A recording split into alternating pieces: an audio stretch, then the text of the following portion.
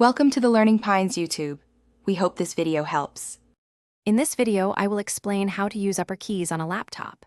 Many laptop keyboards feature keys with dual purposes, especially those located along the top row.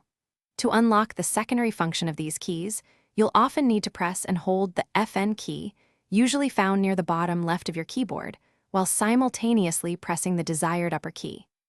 This simple combination allows you to control various settings like screen brightness or volume.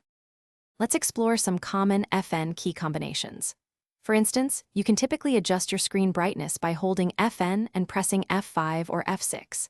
To manage your audio, combine FN with F1, F2, or F3 for muting, decreasing, or increasing volume, respectively. Many laptops also allow you to quickly toggle Wi-Fi or Bluetooth, or even mute your microphone or camera, using specific FN key pairings, making these essential shortcuts for daily use. Did you know some laptops offer an FN lock feature? This handy function lets you use the secondary actions of your upper keys without constantly holding down the FN key.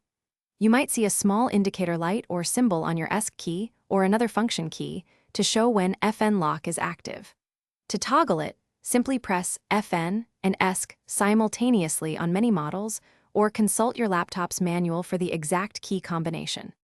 Beyond the default settings, some laptops even allow you to customize the behavior of your upper keys. You can often find these options within your laptop's BIOS or UEFI settings, which you access during startup. Additionally, many manufacturers provide dedicated software utilities that offer more granular control over key assignments.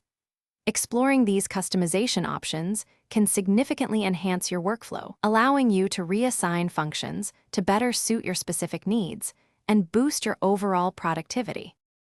Thanks for watching. Consider subscribing if we helped you.